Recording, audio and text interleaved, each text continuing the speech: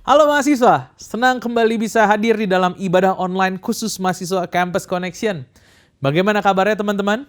Saya harap kita semua dalam kondisi yang fit, kondisi yang prima, dan hari ini kita memasuki minggu yang ketiga di bulan Oktober. Kita akan membahas satu topik yang baru lagi hari ini. Sebelum kita masuk lebih lanjut ke dalam pemberitaan firman Tuhan, mari kita siapkan hati dan kita sama-sama berdoa. Tuhan, kami mengucap syukur untuk kebaikan Tuhan dalam hidup kami. Ucap syukur untuk setiap penyertaan dan anugerah-Mu yang ada dalam hidup kami. Sebentar kami akan mendengarkan firman Tuhan. Berbicaralah kepada setiap kami ya Tuhan. Kami menyerahkan waktu ke depan ke dalam tangan-Mu. Di dalam nama Tuhan Yesus Kristus kami berdoa. Amin. Teman-teman, Alkisah ada sepasang kakek nenek yang hidup berbahagia dan mencintai satu sama lain. Si nenek punya hobi bercocok tanam. Satu kali si nenek jatuh sakit yang cukup parah dan kemudian dirawat di rumah sakit. Sang kakek pun menemani istrinya di rumah sakit. Karena sakit yang dideritanya cukup parah, nenek bilang seperti ini, "Kek, nanti tolong kamu rawat itu pohon kecil yang ada di pot yang di halaman belakang rumah ya. Itu pohon kesayanganku." Si kakek pun mengiyakan, "Oke." Karena cintanya terhadap istrinya, dia mengiyakan, "Oke, akan aku rawat." Selang beberapa waktu, si nenek meninggal dunia. Selesai urusan kedukaan dan lain sebagainya, sang kakek melanjutkan kehidupan tanpa istrinya di sampingnya. Nah, dia teringat akan pesan sang nenek untuk merawat pohon kesayangannya. Pagi hari, si kakek berjalan ke halaman belakang, melihat pohon yang ada. Kemudian, tanpa pikir panjang, segera dia siram pohon tersebut. Disiraminya pohon 1 kali, 2 kali, hari demi hari, minggu demi minggu, bulan demi bulan. Pohon yang ada terus-menerus disiram oleh sang kakek. Satu kali, anaknya datang. Sang anak mengunjungi kakek dan melihat sang kakek sedang menyiram pohon tersebut. Sembari menyiram pohon itu, sang kakek bilang, "Nak, ini pohon kesayangan si nenek. Pohon ini memang sekarang masih kecil, tapi kakek siramin terus. Lihat satu hari nanti pohon ini akan jadi satu pohon yang besar, yang bisa berbuah banyak." Sang anak pun penasaran dan kemudian dia jongkok, dia lihat ke pohon tersebut. Dan kemudian setelah sang anak lihat ke pohon tersebut, anak itu berkata, "Kek, sampai kapanpun pohon ini gak akan bertumbuh besar. Lah orang ini pohon plastik, kek, bukan pohon beneran." Si kakek berkata dalam hati, "Wah ini si nenek, ada-ada aja ya memang. Udah gak ada di sini aja masih bisa ngerjain saya. Pohon plastik saya disuruh ngerawat dan nyiramin setiap hari." Teman-teman, yang namanya pohon plastik tidak akan pernah bertumbuh. Kenapa? Karena dia mati. Dia bukan makhluk hidup. Mau serajin apapun sang kakek menyirami dan merawat pohon ini, tetap tidak akan bertumbuh. Kenapa? Karena dia bukan makhluk hidup. Yang namanya makhluk hidup pasti bertumbuh. Sementara pohon plastik yang mati tidak akan bisa bertumbuh. Pohon hidup bertumbuh dari biji, benih, bertunas, sampai jadi pohon, lalu berbunga dan berbuah. Semua yang hidup pasti akan bertumbuh, teman-teman. Teman-teman mahasiswa, tentu dalam 18-20 tahun ini kita hidup, kita terus bertumbuh kan? Dari bayi, menjadi anak kecil, yang kemudian masuk SD, jadi remaja, lewat masa SMP, lewat masa SMA, dan kemudian sekarang ada di fase mahasiswa. Hari ini saya mau mengajak kita untuk melihat terlebih dahulu Alkitab kita. Mazmur 92 ayatnya yang ke-14. Saya akan bacakan untuk kita semua. Dituliskan seperti ini teman-teman. Mereka yang ditanam di bait Tuhan akan bertunas di pelataran Allah kita. Atau di dalam versi bahasa Inggrisnya, tepatnya versi New King James Version, dituliskan seperti ini. Those who are planted in the house of the Lord shall flourish in the courts of our God. Teman-teman, berapa banyak di antara kalian yang sedang mengikuti ibadah online ini yang mau bertumbuh? Saya percaya setiap kita pasti mau bertumbuh. bertumbuh secara jasmani, bertumbuh secara jiwani, bertumbuh secara rohani, pasti kita mau untuk bertumbuh. Dan ayat yang baru saja kita baca menuliskan bahwa mereka yang mau bertumbuh perlu untuk tertanam. Mereka yang ditanamlah yang akan bertunas. Mereka yang tertanamlah yang akan bertumbuh. Dan untuk bertumbuh secara rohani, kita perlu untuk belajar tertanam juga, teman-teman. Tertanamnya di mana? Tertanam di dalam suatu komunitas atau satu gereja lokal. Sebagai contoh nih, teman-teman. Berapa banyak orang yang bertambah tua tapi tidak bertambah dewasa? Kita bisa lihat orang yang umur 25 tahun, 30 tahun, tapi kelakuannya nggak seperti seusianya 25-30 tahun. Cara mengatasi masalah, cara merespon, cara komunikasi, rasanya nggak sesuai gitu sama umurnya. Kalau kata orang, malu sama umur. Umur 30 tapi pola pikir kayak umur 10 tahun. Saya yakin di sini kita semua mau bertumbuh. Tadi saya udah tanya, siapa yang mau bertumbuh, dan saya percaya, meskipun saya nggak bisa melihat teman-teman dimanapun kalian berada, tapi saya percaya setiap kita pasti mau bertumbuh. Dan inilah alasan kenapa kita harus tertanam dengan baik. Supaya kita dapat bertumbuh dengan baik. Kak, kalau datang ke gereja doang setiap minggu cukup nggak? Emangnya nggak cukup ya? Ini kita ibadah online aja lah. Kan sekarang udah modern, udah canggih. Bisa kapan aja, di mana aja. Yang penting inget Tuhan aja lah ya. Datang ke gereja doang, ibadah online doang, tapi nggak tertanam dalam komunitas yang benar itu seperti ini, teman-teman. Kalau kita punya benih, kemudian seminggu kita taruh di satu tempat, seminggu kemudian dipindahkan ke pot yang lain, seminggu kemudian dipindahkan lagi di pot yang lainnya lagi, seminggu kemudian dipindah lagi di pot yang lainnya lagi. Benih tersebut tidak akan bertumbuh dengan baik. Baru aja mau berakar, udah dicabut lagi, dipindah. Baru aja mau berakar yang di sini, dipindah lagi. Contoh simpelnya gini, teman-teman tahu percobaan yang rasanya bisa dibilang hampir setiap kita pernah melakukannya pada saat kita masih SD, yaitu menumbuhkan biji kacang hijau gitu. Kalau kita punya biji kacang hijau, kita siram dia tiap hari, rutin dikasih sinar matahari, tapi tidak ada media untuk dia tumbuh seperti tanah atau kapas basah gitu ya.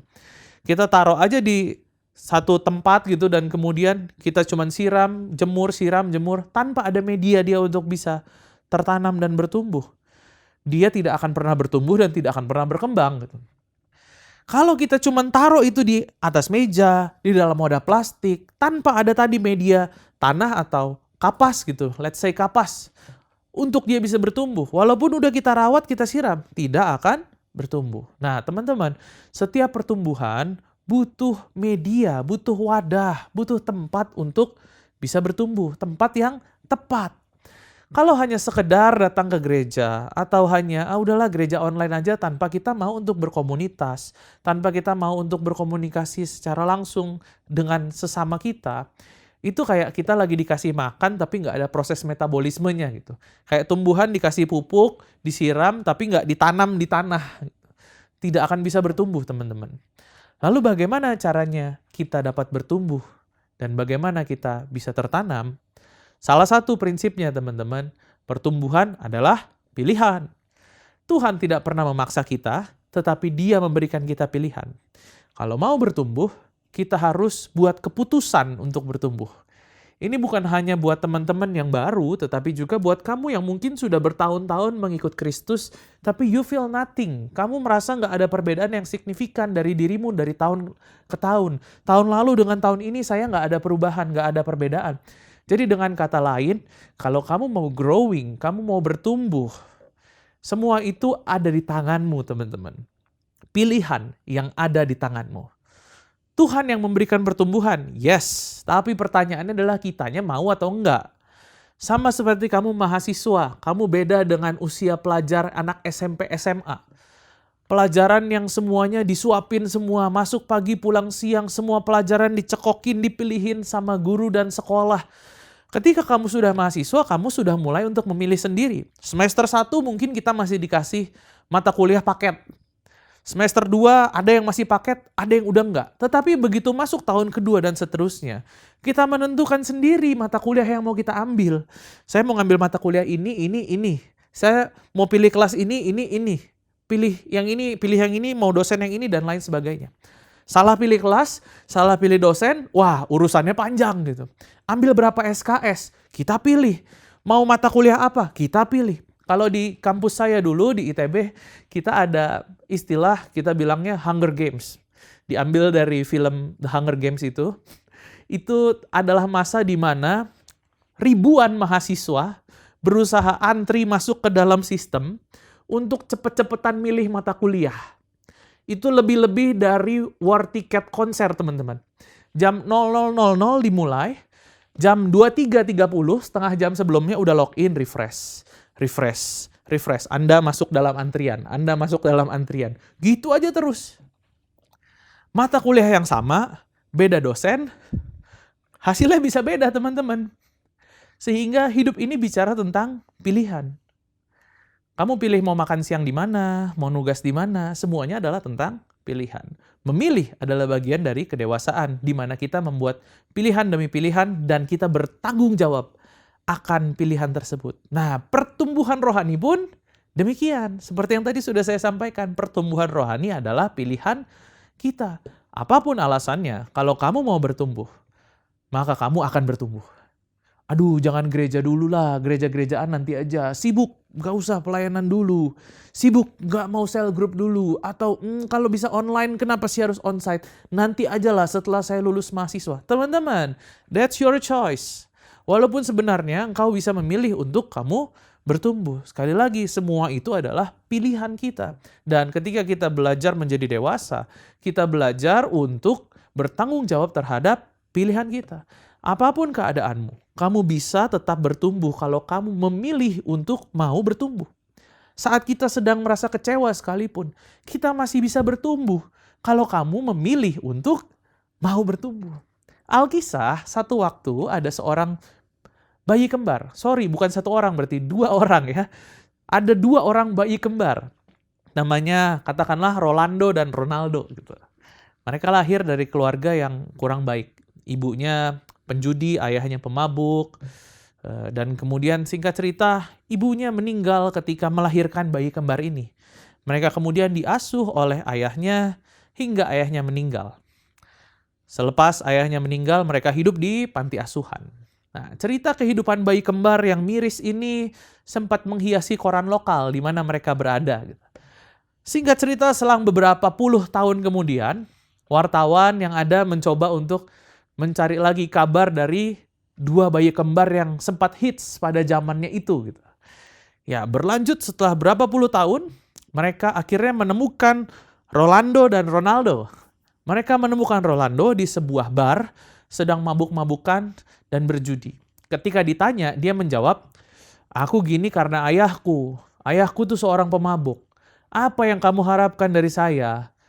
Ya di sini saya sekarang menjadi pemabuk dan penjudi juga." Buah jatuh kan nggak jauh dari pohonnya. Sementara ada wartawan lain yang menemukan Ronaldo di salah satu kota besar, menjadi direktur dari perusahaan internasional, punya keluarga yang bahagia. Pertanyaan yang sama diajukan kepadanya. Dan jawabannya adalah, ayahku dulu seorang pemabuk dan penjudi. Aku ingin membuktikan bahwa aku bisa jadi orang hebat meskipun lahir dari keluarga pemabuk dan penjudi. Sebuah jawaban yang bertolak belakang dengan jawaban saudara kembarnya. Pilihan yang dibuatnya membuat dia bisa berhasil. Mereka start dari titik yang sama, mereka start dari keluarga yang sama. Tetapi mindset, keputusan, pilihanlah yang membedakan pertumbuhan kedua saudara kembar ini. Yang satu memutuskan untuk move on dan membuktikan kalau dia bisa jadi orang hebat. Yang satu lagi pilih untuk menyalahkan keadaan, playing victim, dan menyerah dengan keadaannya. Apapun kondisinya, kalau kamu memilih untuk bertumbuh, maka kamu tetap akan bisa bertumbuh. Sekali lagi, that's your choice. Pertumbuhan itu adalah pilihan pribadi kita.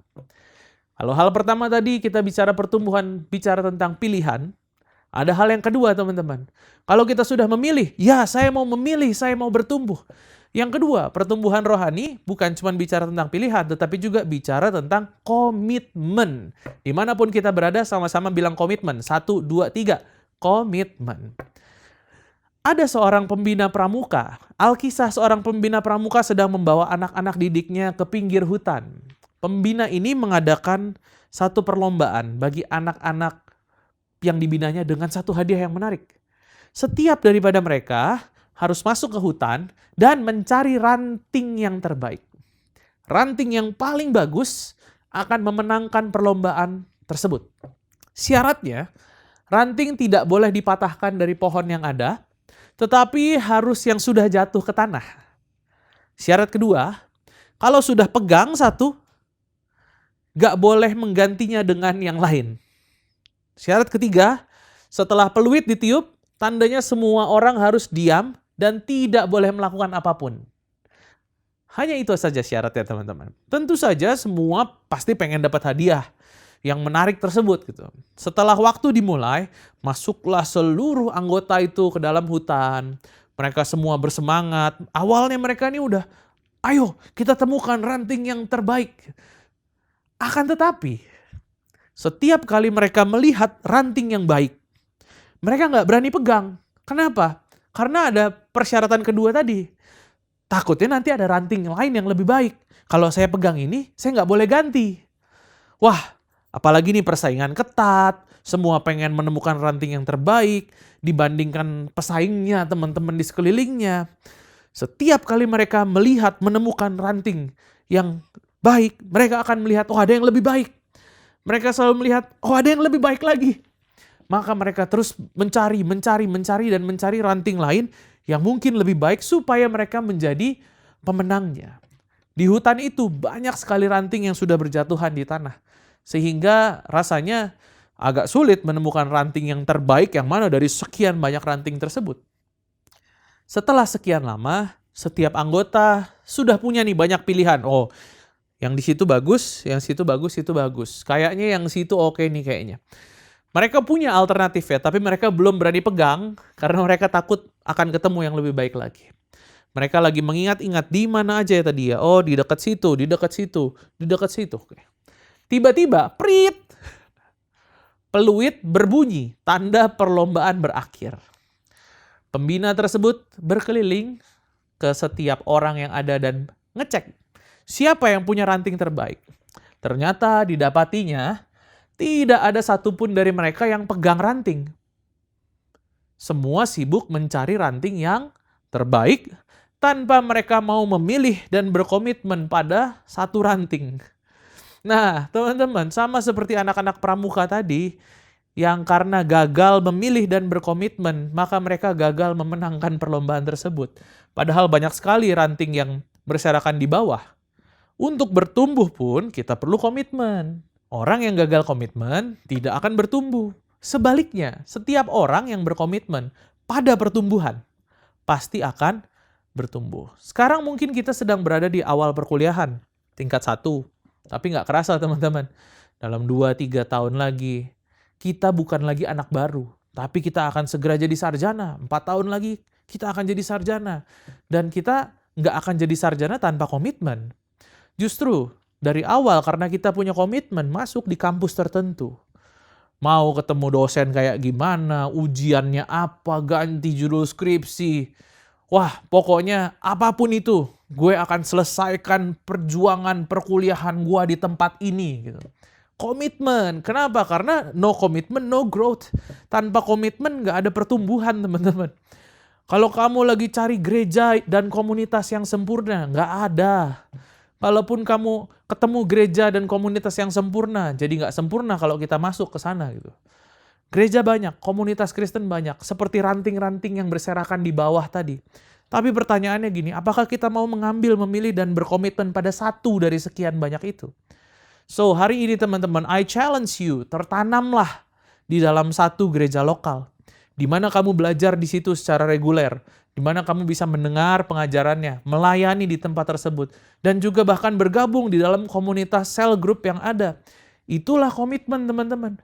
Karena waktu kamu tertanam dan kamu komit, disitulah kamu akan bertumbuh. Growing di situ teman-teman. Pertumbuhan itu bukan karena kamu dengar khotbah 1 kali, bukan karena tim musiknya jago waktu lagi ibadah, dan wah worshipnya enak banget, bisa sampai nangis-nangis. Pertumbuhan dimulai dari komitmen kamu di dalam komunitas dan masuk di dalam yang namanya dimuridkan. Dengar pengajaran, belajar melakukan, belajar melayani, dan belajar praktek di dalam kehidupan kita sehari-hari lewat komsel, sel group yang ada. Teman-teman, itu sepaket semua. Komitmen itu bicara tentang whole package. Loh, gak bisa gitu Kak. Kita gereja di gereja A, komsel di gereja B, dan kemudian mentoring sama leader dari gereja C. Saya punya pertanyaan gini teman-teman. Bisa nggak kamu berkuliah di kampus A, ijazahnya tapi nanti datangnya dari kampus B? Bimbingan sama dosen yang ngajar di kampus C. Dual degree Kak. Collab. Nggak ada yang kayak gini teman-teman. Bisa nggak kamu jurusan sastra, tapi nanti di ijazahnya tulisannya lulusan elektro? Nggak bisa, aneh, nggak nyambung gitu loh. Kuliah kan bukan cuma kelasnya doang. Ada praktikumnya, ada labnya, ada kegiatan lain. Paket komplit kalau kamu mau lulus dan dapat gelar sarjana dari jurusan tersebut atau fakultas tersebut dari universitas tersebut. Komitmen itulah yang akhirnya mengakibatkan kamu bisa mendapatkan gelar. Nah, hal yang sama, komitmen itulah yang akhirnya akan mengakibatkan kamu punya pertumbuhan. Sekali lagi teman-teman, tanpa komitmen tidak ada pertumbuhan. Dan prinsip selanjutnya, komitmen juga nggak bisa dilakukan ke banyak hal.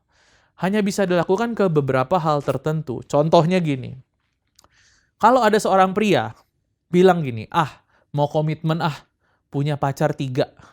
Bisa nggak? Minggu ini sama si A, minggu depannya sama si B. Lanjut gitu lagi sama dengan wanita yang lain minggu depannya. Minggu depannya 1 kali lagi dan bla bla bla. Punya komitmen di 3 tempat yang bersamaan. Hai teman-teman wanita, kalau kamu ketemu cowok kayak gini gimana? Tapi kan saya komitmen Kak, sama si A komitmen, sama si B juga komit, sama si C juga komitmen. Kurang apa lagi Kak, saya sebagai pria yang sangat berkomitmen terhadap 3 wanita sekalian. Teman-teman, komitmen itu hanya untuk satu hal demi satu hal tertentu. Kamu nggak akan bisa komit di banyak hal secara sekaligus seperti itu gitu. Kamu nggak akan bisa komitmen kuliah di 10 universitas dalam sekali waktu gitu. Saya mau kuliah, ngambil berbagai macam jurusan sekaligus. Begitu juga dengan pertumbuhan rohani kita. Komitmenlah untuk kamu tertanam dan bertumbuh secara rohani di satu gereja tertentu. Saya nggak bilang kamu wajib kudu harus di gereja ini gitu. Bukan, tetapi yang saya mau bilang gini, tertanamlah di suatu tempat di mana Tuhan tempatkan kamu. Di mana Tuhan tuntun kamu. Tetapi pilihlah dan berkomitmenlah di dalam satu gereja lokal tersebut. Untuk menghasilkan satu lukisan dibutuhkan komitmen. Bayangkan kalau di tengah jalan pelukisnya bilang capek, berhenti. Maka lukisan tersebut nggak akan pernah jadi. Belajar komitmen untuk pertumbuhan rohani kita juga seperti itu. Komitmen untuk tertanam di gereja. Kalau kamu ada masalah, lagi merasa capek, lagi merasa lelah, jangan lari dari masalah tersebut. Jangan lari dari tempat di mana Tuhan menempatkan kita tersebut. Jangan lari hanya karena kita lagi capek, lagi lelah. Kalau ada kepahitan, ada masalah, selesaikan. Beresin. Nggak senang sama orang, beresin. Bikin salah, lalu kita ditegur, evaluasi diri. Tidak akan ada yang namanya next level kalau kita belum lulus ujian. Your commitment should be bigger than your feeling. Apa yang menjadi komitmenmu yang sudah kamu putuskan harusnya lebih menjadi prioritas, lebih besar daripada apa yang menjadi perasaanmu. Memang sih rasanya pasti nggak enak saat kita bertemu masalah. Tapi bukankah ada pepatah yang bilang there is no growth in comfort zone? Sudah sewajarnya kalau kita mau bertumbuh, kita perlu untuk berkomitmen. Kalau mau berubah, kita perlu komitmen. Mau turun berat badan, kita perlu komitmen, atur pola makan, olahraga yang tepat. Tidak ada tempat yang paling baik untuk kamu bertumbuh selain kamu belajar untuk tertanam dan berkomitmen kepada satu hal. Paket komplit di dalam satu komunitas. Secara kerohanian, memang tidak ada tempat yang sempurna. Begitu masuk di sel group, komsel yang ada, kamu akan menemukan orang-orang yang tidak sempurna. Tapi justru orang-orang itu yang akan membuat kita untuk bertumbuh. membantu kita untuk sama-sama bertumbuh. Sehingga teman-teman, kalau kita ada di dalam komunitas yang seperti itu, be the answer. Jangan cuma jadi penonton, tetapi juga jadilah pemain di dalamnya. Saya berharap teman-teman bisa mempelajari sesuatu hari ini. Belajar bilang sama diri sendiri, sorry feeling you are not everything to me. But Jesus is everything to me. Kalau aku udah komitmen, aku nggak mau mengutamakan perasaan, tapi aku mau berkomitmen untuk pertumbuhan pribadiku. Aku mau berkomitmen untuk apa yang sudah aku putuskan. Langkah awal untuk kita bertumbuh adalah dengan berkomitmen. Masuklah di dalam komsel yang ada, masuklah di dalam pemuridan yang ada, masuklah di dalam kelompok-kelompok yang ada di dalam satu gereja lokal tersebut. So teman-teman, hari ini kita belajar pertumbuhan rohani adalah tentang pilihan kita. Karena kita harus memilih dan kita harus belajar untuk bertanggung jawab dengan pilihan kita. Apapun kondisi kita, seburuk apapun, serendah apapun titik kehidupan kita saat ini, kamu tetap bisa bertumbuh kalau kamu memutuskan, memilih untuk mau tetap bertumbuh. Dan yang kedua, setelah kita memilih, belajarlah komit dengan apa yang menjadi pilihan kita tersebut. Seperti tadi seorang pelukis yang sudah memilih untuk mulai melukis dan berkomitmen menyelesaikan lukisan tersebut. Kalau kita sudah memilih untuk kita mau bertumbuh, belajarlah berkomitmen dengan apa yang sudah kita pilih tersebut. Dan pada waktunya Tuhan, kehidupan kita akan terus-menerus bertumbuh, terus-menerus disempurnakan menjadi semakin serupa dengan Kristus. Saya berharap setiap kita mampu memilih dan berkomitmen dalam pertumbuhan kerohanian kita. Mari sama-sama kita berdoa. Tuhan, kami bersyukur untuk firman Tuhan yang telah disampaikan hari ini. Terima kasih Tuhan untuk kehidupan kami yang senantiasa ada di dalam tangan Tuhan. Hari ini Tuhan, aku berdoa kepada setiap teman-temanku dimanapun mereka berada. Biar ada hikmat daripada Allah untuk mereka bisa memutuskan tempat mana yang harus mereka datangi. Gereja lokal mana tempat mereka harus tertanam, tempat mereka harus bertumbuh. Tuhan yang berikan tuntunan, Tuhan yang berikan arahan, Tuhan yang berikan jalan tersebut dalam kehidupan setiap daripada teman-temanku dimanapun mereka berada. Biar senantiasa kehidupan mereka dipenuhi dengan tuntunan Tuhan untuk menemukan komunitas yang tepat. Biar mereka mampu Tuhan untuk memilih apa yang benar di mata Allah. Mampu untuk memiliki pertumbuhan secara kerohanian mereka terus-menerus dalam segala kondisi apapun. Dan juga berkomitmen terhadap apa yang menjadi pilihan mereka. Terima kasih Tuhan. Hari ini juga hamba-Mu melepaskan berkat bagi teman-temanku dimanapun mereka berada. Hikmat daripada Allah dicurahkan dalam kehidupan-Mu yang memampukan kau mengambil keputusan demi keputusan yang selaras dengan apa yang menjadi kehendak Tuhan. Kesehatan Tuhan berikan dalam hidup-Mu, dijauhkanlah engkau dari segala sakit penyakit, biar kiranya dalam keseharian-Mu ada tubuh yang sehat, tubuh yang bugar, tubuh yang fit. Sukacita daripada Allah melimpah di dalam kehidupan-Mu. Hanya di dalam nama Tuhan Yesus Kristus kami berdoa. Amin. Teman-teman, saya percaya Tuhan mengingatkan sesuatu bagi setiap kita hari ini. Mengetahui bahwa penyertaan Tuhan senantiasa ada bagi kehidupan kita seharusnya cukup untuk membuat kita tidak cemas terhadap kondisi yang sedang kita alami, tetapi memampukan kita untuk memilih dan berkomitmen untuk pertumbuhan pribadi kita. Bagi teman-teman yang masih memerlukan dukungan doa ataupun konseling lebih lanjut, silakan scan QR Code yang ada di layar. Ada para pendoa dan para konselor yang siap untuk melayani teman-teman sekalian. Sampai jumpa di lain kesempatan. Tuhan Yesus memberkati.